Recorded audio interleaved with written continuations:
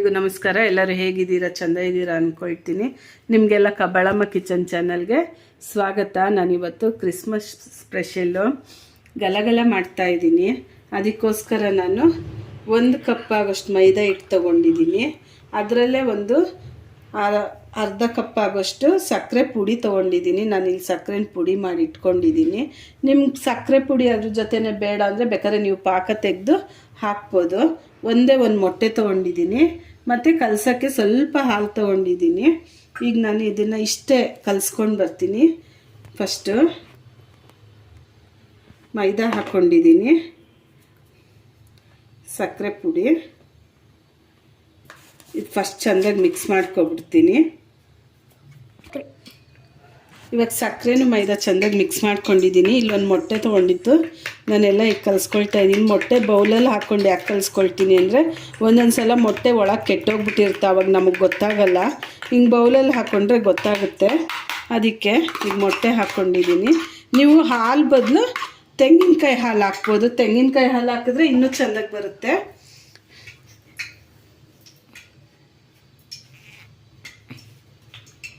ನಿಮಗೆ ಮೊಟ್ಟೆ ಬೇಡ ಅಂತ ಅಂದರೆ ತೆಗೆದ್ಬಿಡಿ, ಬರೀ ಹಾಲಲ್ಲೇ ಕಲಿಸ್ಕೊಳ್ಳಿ. ಸ್ವಲ್ಪ ಎಣ್ಣೆ ಬಿಸಿ ಮಾಡಿ ಹಾಕ್ಕೊಳ್ಳಿ.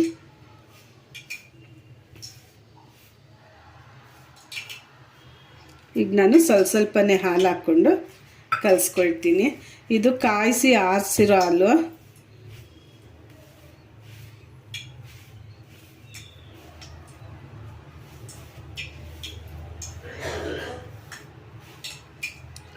ಇಲ್ಲಿ ನಾನು ಬಾಣಲಿ ಇಟ್ಕೊಂಡು ಎಣ್ಣೆ ಕಾಯಕ್ಕೆ ಇಟ್ಟಿದ್ದೀನಿ. ಸಿಮ್ಮಲ್ಲಿ ಇಟ್ಟಿದ್ದೀನಿ. ಇದಕ್ಕೆ ಜಾಸ್ತಿ ಎಣ್ಣೆ ತುಂಬ ಬಿಸಿ ಆಗಬಾರ್ದು, ಅದಕ್ಕೆ ಸಿಮ್ಮಲ್ಲಿ ಇಟ್ಟಿದ್ದೀನಿ. ಅದು ಕಲಿಸ್ಕೊಳ್ಳೋವರೆಗೂ ಅಷ್ಟರಲ್ಲಿ ಕಾದಿರುತ್ತೆ. ದಯವಿಟ್ಟು ನನ್ನ ವಿಡಿಯೋ ನೋಡೋರು ಇದೇ ಮೊದಲಾದರೆ ಲೈಕ್ ಮಾಡಿ, ಶೇರ್ ಮಾಡಿ, ಸಬ್ಸ್ಕ್ರೈಬ್ ಮಾಡ್ಕೊಂಡು ನೋಡಿ.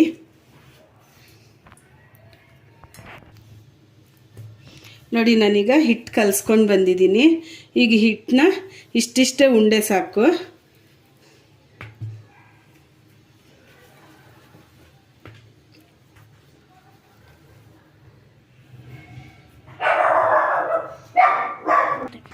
ನಾನು ಹಿಂಗೆ ಉಂಡೆ ಮಾಡಿಕೊಂಡು ನಾನೊಂದು 4 ಸ್ಪೂನ್ ತೊಗೊಂಡಿದ್ದೀನಿ. ಇಲ್ಲಿ ನಿಮಗೆ ಬೇಡ ಈ ಸ್ಪೂನ್ ಇಲ್ಲದೆ ಹೋದ್ರೂ ನೀವು ಇಲ್ಲ ಹೊಸ ಬಾಚಣಿಗೆ ಇದ್ದರೆ ತೊಗೊಳ್ಳಿ. ಈಗ ಇದನ್ನು ನೋಡಿ ಹೀಗೆ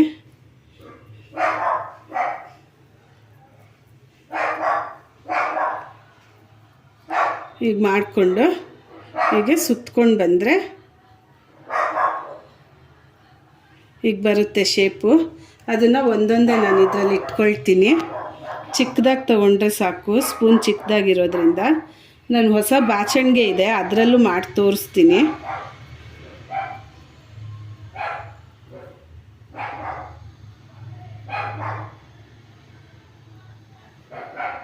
ನಾನೀಗ ಸ್ಪೂನಲ್ಲಿ ಮ್ಯಾಗಿ ಸ್ಪೂನಲ್ಲೆಲ್ಲ ಈಗ ಮಾಡಿ ಇಟ್ಕೊಂಡು ಬಂದಿದ್ದೀನಿ. ಶೇಪ್ ನೋಡಿ ಈಗ ಬಂದಿದೆ.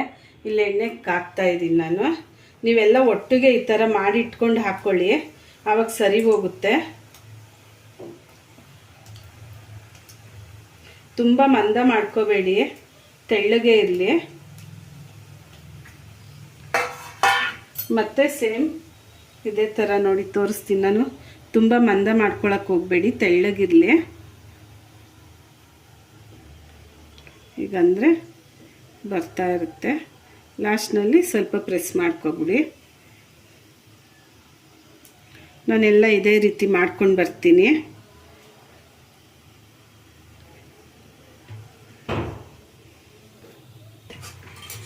ಈಗ ಇದೆಲ್ಲ ಆಗಿದೆ, ತೆಗಿತಾ ಇದ್ದೀನಿ ನಾನು.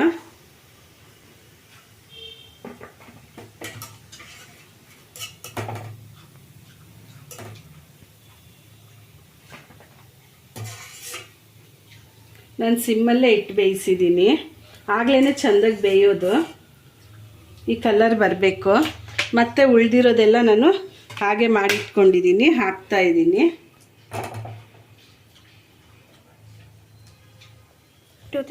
ನನ್ನ ಬಾಚಣಿಗೆ ಹೊಸ ಬಾಚಣಿಗೆ ಇತ್ತು. ಇದಾದರೂ ಆಗ್ಬೋದು, ಇಲ್ಲ ಮರದ ಬಾಚಣಿಗೆನಾದರೂ ನೀವು ತೊಗೋಬೋದು.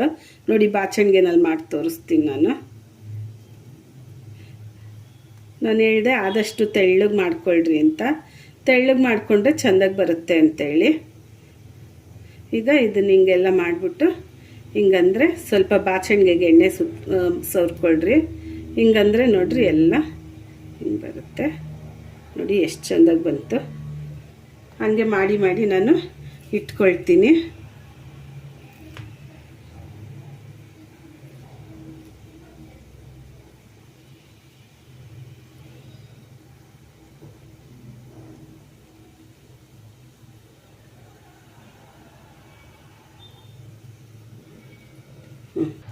ಈಗ ನೋಡಿ ನಾನು ಗಲಗಲ ಎಲ್ಲ ಮಾಡ್ಕೊಂಡು ಬಂದಿದ್ದೀನಿ.